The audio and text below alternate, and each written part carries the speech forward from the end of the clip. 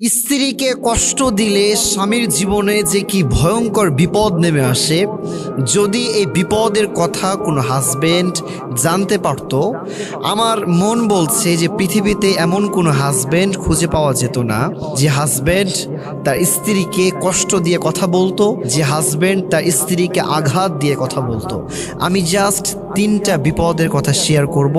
এই তিনটা বিপদের কথাই যদি আপনারা শোনেন, আপনারা বুঝতে পারবেন যে একজন স্ত্রীকে অন্যায়ভাবে কষ্ট দিলে স্বামীর জীবনে কি মারাত্মক বিপদ নেমে আসে। নাম্বার ওয়ান, যে বিপদটা নেমে আসে সেটা হলো স্বামীর রিজিক থেকে যে বারাকাটা ছিল, যে রহমত ছিল, যে বরকত ছিল, এই বরকতটা স্ত্রীকে অন্যায়ভাবে কষ্ট দেওয়ার কারণে সাথে সাথেই উঠে যায়। নাউজুবিল্লাহ পড়েন। প্রিয় ভাই আমার, একজন স্বামী যখন সে তার স্ত্রীকে অন্যায়ভাবে কোনো ধরনের দোষ ছাড়াই, দেখবেন এমন অনেক হাজবেন্ডও আছে কোনো ধরনের দোষ ছাড়াই তার স্ত্রীকে দিনের পর দিন, মাসের পর মাস, বছরের পর বছর কষ্ট কিন্তু দিয়েই যায়। কোনো ধরনের দোষ নাই। কেন? জাস্ট তাকে ভালো লাগে, তাকে কষ্ট দিয়ে কথা বলতে ভালো লাগে, তাকে কষ্ট দিয়ে তার নাকি মজা লাগে। জাস্ট এই একটা জিনিসের কারণে সে তাকে কষ্ট দেয়, এবং এই কষ্ট দেওয়ার ফলে স্বামীর রিজিকে যে বারাকাত ছিল, তার বরকতগুলো আল্লাহ তাআলা এটা অটোমেটিক্যালি তুলে নেয়। এটা হচ্ছে নাম্বার ওয়ান আযাব। নাম্বার টু, যে আযাবটা আল্লাহ তাআলা ওই স্বামীকে দান করে, যে স্বামী তার স্ত্রীকে অন্যায়ভাবে কষ্ট দেয়, সেটা হলো ওই স্বামীর যে চেহারার ভিতরে একটা নূর ছিল, এই নূরটাকে আল্লাহ তাআলা তুলে নেয়।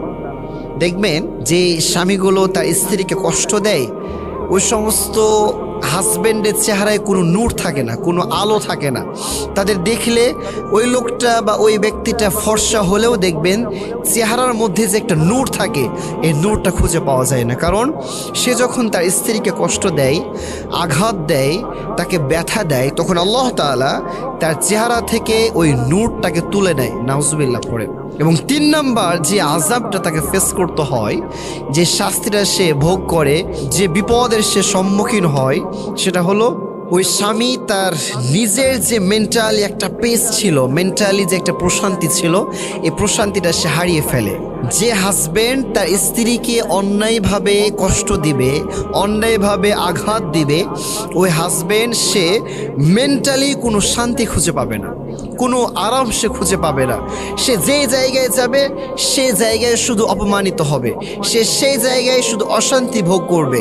দেখবেন স্ত্রীকে কষ্ট দিয়েছে, এরপরে যে কোনো হাজবেন্ড সে মেন্টালি সুখে আছে, এটা আপনি খুঁজে পাবেন না। হাজবেন্ড যত হাজার কোটি টাকার মালিক হোক না কেন, টাকা কিন্তু সব সুখ এনে দিতে পারে না। মাথায় রাখবেন, টাকা থাকলে বালিশ কেনা যায়, জাজিম কেনা যায়, কিন্তু ঘুম কেনা যায় না। টাকা থাকলে আরামের ঘুমটা কিনে পাওয়া যায় না, টাকা থাকলে সুখ কিনে পাওয়া যায় না। প্রিয় ভাই আমার, যদি সুখ পেতে চান, এই সুখটা আল্লাহ তাআলার পক্ষ থেকেই কিন্তু আসে। আল্লাহ তাআলা যদি কাউকে সুখ দান না করে, তাহলে সে কোশ্চিনকালেও সুখ খুঁজে পাবে না। এজন্য আমি বলবো প্রত্যেকটা হাজবেন্ডকেই, যদি আপনি আপনার সংসারের মধ্যে বরকত চান, যদি আপনি আপনার রিজিকের মধ্যে বরকত চান, যদি আপনি চান যে আপনি মেন্টালি একটু শান্তিতে থাকবেন, নিজেকে হ্যাপি রাখবেন, তাহলে স্ত্রীর সাথে কখনো খারাপ ব্যবহার করা যাবে না। আল্লাহ তাআলা প্রত্যেকটা হাজবেন্ডকে তার স্ত্রীর সাথে ভালো ব্যবহার করার তৌফিক দান করুন। সকলে পড়ছি আমিন।